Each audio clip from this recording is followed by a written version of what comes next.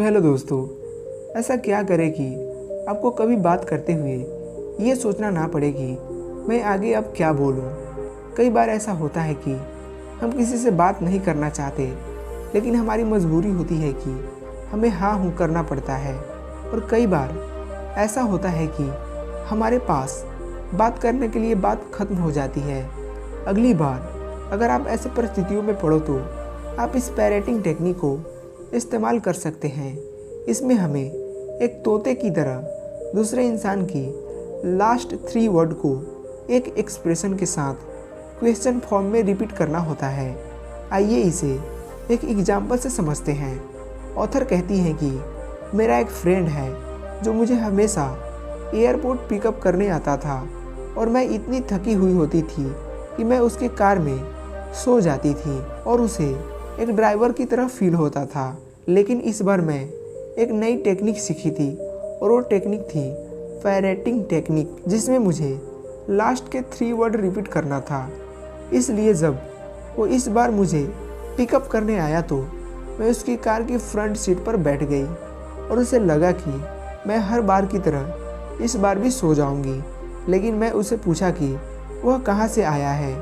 उसने कहा थिएटर से, तो मैंने भी रिपीट कर दिया थिएटर से।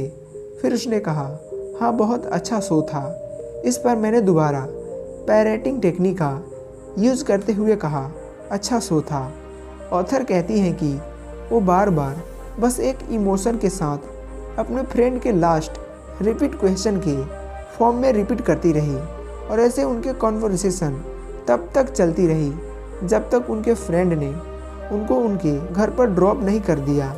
और जाते जाते उनके फ्रेंड ने उनसे कहा कि तुमसे बात करके आज मुझे बहुत अच्छा लगा, जबकि ऑथर को शो के बारे में कुछ नहीं पता था। मेरी दूसरी टेक्निक है ऐसा क्या करें कि आपके पास हमेशा कुछ ना कुछ इंटरेस्टिंग हो कहने के लिए। ऐसा बहुत बार देखते हैं कि किसी बात के बीच में या शुरू में कहने के लिए हमारे पास कुछ भी इंटरेस्टिंग नहीं होता है। जब आप किसी पार्टी में या किसी मीटिंग में जा रहे होते हैं तो आप अपने वेस्ट कपड़े सेलेक्ट करते हैं, उसमें मैचिंग शूज़ देखते हैं, मैचिंग टाई देखते हैं, अपने बालों को सेट करते हैं। और ये सब इम्पोर्टेंट भी है क्योंकि फर्स्ट इम्प्रेशन इन्हीं चीज़ों से बनता है। लेकिन हम वहाँ जाकर क्या बात करेंगे, क्या बोलेंगे जिससे हमारी इमेज इनहेंस हो, लोगों में हमारी बात हो, आप इसके बारे में नहीं सोचते। कई बार हमारे पास बोलने के लिए कुछ नहीं होता है, हमारे माइंड नहीं चल रहा होता है और कन्वर्सेशन उस लेवल पर नहीं पहुंच पाता है जिस लेवल पर हम उसे पहुंचाना चाहते हैं। तो इसके लिए ऑथर कहती हैं कि जैसे आप अपनी अलमीरा में पड़ी पहली ड्रेस को उठाकर नहीं पहन लेते, उसी तरह से बिना कन्वर्सेशन टॉपिक के पार्टी में कभी मत जाएं। तो कन्वर्सेशन का फ्लो बनाए रखने की जो टेक्निक है उसका नाम है द लेटेस्ट न्यूज़। पार्टी में जाने से पहले सिर्फ 15 मिनट इम्पोर्टेंट न्यूज़ के बारे में जानने के लिए इन्वेस्ट कर दें। जैसे कि इस वक्त दुनिया में क्या चल रहा है, किसकी सरकार बन रही है, किसकी सरकार गिर रही है, कहाँ पर आग लगी है, स्टॉक मार्केट में क्या चल रहा है, मोदी गवर्नमेंट ने कौन सा नया बिल पास किया है। अगर आप लेटेस्ट न्यूज़ जानते हो और पैरेटिंग के टेक्निक को यूज़ करते हैं तो चाहे आप जिस भी क्राउड में मेंबर हो और एक अच्छी कन्वर्सेशन को बढ़ाने में हेल्पफुल होगी। तो ध्यान रहे दोस्तों, कभी भी किसी पार्टी में या किसी मीटिंग में जाने से पहले आज की ताज़ा खबर पढ़ना या सुनना ना भूलना। इससे आप घंटों तक लोगों से बात कर सकते हो। तो हमारी तीसरी टेक्निक है किसी से रिस्पेक्ट पाने के लिए किस तरीके से बात करें। इसके लिए राइटर ने हमें इस बुक में एक तरीका सजेस्ट करती है और उसका नाम है यू कम्युनिकेशन। अगर मैं आपसे पूछूं कि आपके लाइफ में सबसे इम्पोर्टेंट इंसान कौन है तो आप बोलेंगे वाइफ, भाई बहन, माँ या पिताजी। लेकिन मैक्सिमम लोगों की लाइफ में सबसे इम्पोर्टेंट इंसान वो खुद होता है। अगर आप किसी से बात करते वक्त सेंटेंस इस तरीके से बोलो जिसमें दूसरे इंसान का जिक्र हो तो वह आपको पसंद करेगा ही करेगा। उदाहरण के लिए, अगर एक लड़की आपको बोलती है, मुझे आपका सूट बहुत अच्छा लगा, क्या आपको यह कॉम्प्लीमेंट ज़्यादा पसंद आएगा? या फिर दूसरी लड़की जो आपको यह बोलती है, तुम इन कपड़ों में बहुत अच्छे लग रहे हो। जाहिर सी बात है, हम सबको दूसरा कमेंट ही पसंद आएगा क्योंकि इसमें हमारा जिक्र है। आप सेंटेंस को थोड़ा सा चेंज करके आप किसी को बहुत ज़्यादा प्रभावित कर सकते हैं। दोस्तों 4 नंबर टेक्निक है किसी की नज़रों में अपनी इमेज कैसे बनाएं बिना उसकी चापलूसी किए।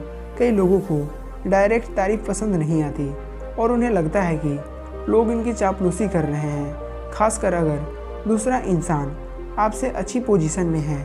तो इन लोगों को प्रभावित करने के इसके लिए ग्रेप वाइन कम्युनिकेशन तकनीक का इस्तेमाल कर सकते हैं।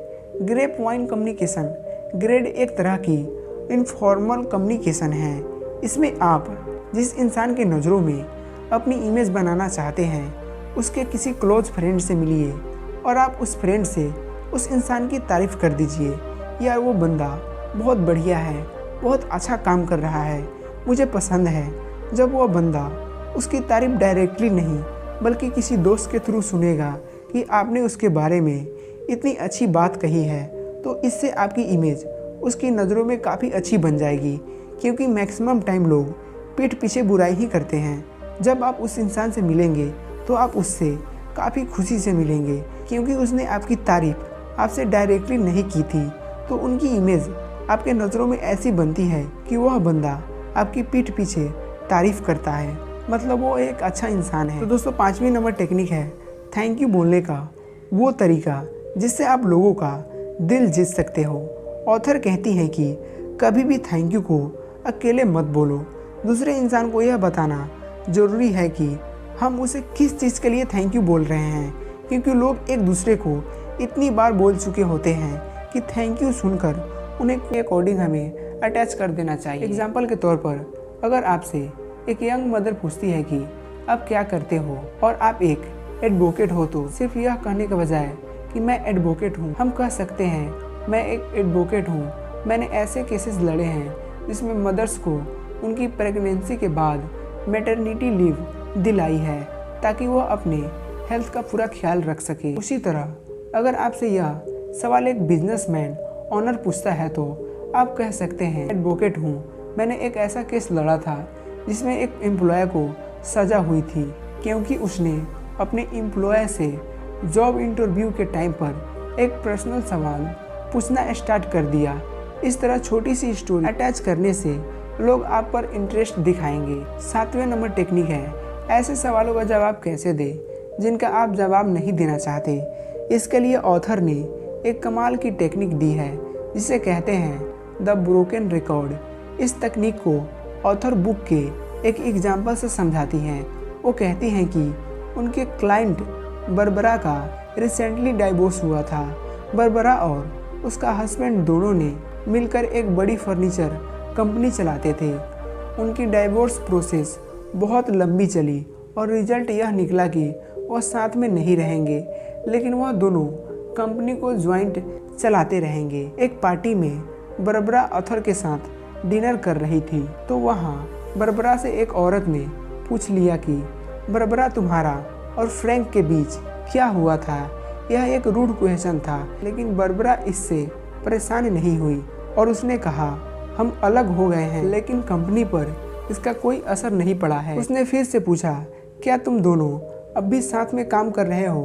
बरबरा ने फिर से सेम टोन में बिल्कुल सेम जवाब दिया, हम अलग हो गए हैं लेकिन कंपनी पर इसका कोई असर नहीं पड़ा है। औरत चुपचाप वहाँ से चल गई। ये है द ब्रोकन रिकॉर्ड टेक्निक। अगर आपसे कोई बार बार ऐसे सवाल पूछ रहा है जिसका जवाब आपको देना अच्छा नहीं लगता तो आप अपने पहले जवाब पर अटके रहो। वर्ड टू वर्ड बिल्कुल सेम टोन में आप हर बार वही जवाब दो, जैसे कि एक टूटी हुई सीडी में सॉन्ग की सेम लाइन बार बार प्ले हो रही हो। इससे सवाल पूछने वाला शर्मिंदा होकर चुपचाप बैठ जाएगा या फिर चला जाएगा। दोस्तों 8वीं नंबर टेक्निक है स्पेशल बात करने का कौन सा तरीका है जिसमें लोग समझेंगे कि आप उनकी फैमिली जैसे हो। क्या आपके साथ ऐसा भी कभी हुआ है कि आप किसी से पहली बार मिले और आपको लगा कि शायद आप उन्हें पहले से जानते हो और पुराने दोस्त हो। देखिए, लवर इसे केमिस्ट्री कहते हैं, न्यू फ्रेंड इसे इंटरेस्ट रैपोर्ट कहते हैं और बिजनेसमैन इसे मीटिंग ऑफ माइंड कहते हैं।